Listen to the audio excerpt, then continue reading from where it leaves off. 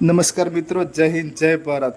એક રાજાના દરબારમાં એક પ્રવાસી આવે છે અને ટેબલ ઉપર 3 ખોપરી મૂકે છે અને દરબારીઓને એક ચેલેન્જ આપે છે, એક પડકાર આપે છે કે આ 3 ખોપરીઓ અંદર 2 ખોપરીઓની કિંમત 1 રૂપિયો છે અને આ ખોપરીઓની અંદર એક ખોપરીની કિંમત 100 રૂપિયા છે.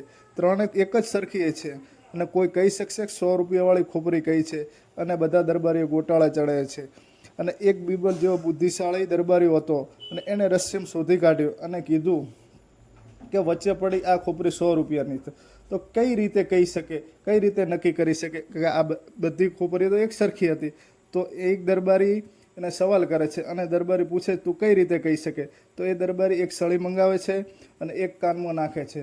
તો એક કાનમાં નાખે તો બીજા કાનમાં નીકળી જાય છે અને બીજી ખોપરીની અંદર પણ એ જ રીતે એક કાનમાં નાખે તો મોઢે નીકળી જાય છે અને ત્રીજી ખોપરીની અંદર પણ એ જ રીતે એ સળી નાખે છે અને એ સળી પેટની અંદર નીચે તરફ ઉતરે છે. તો મિત્રો, એ કીધું કે આ રીતે જો આ કાને સાંભળેલી વસ્તુ આ કાનેથી કાઢો તો એનો કોઈ અર્થ રહેતો નથી, એનો કોઈ ગ્રહણ ન કરો તો એનો કોઈ અર્થ રહેતો નથી, અને આ કાનેથી સાંભળેલી વસ્તુ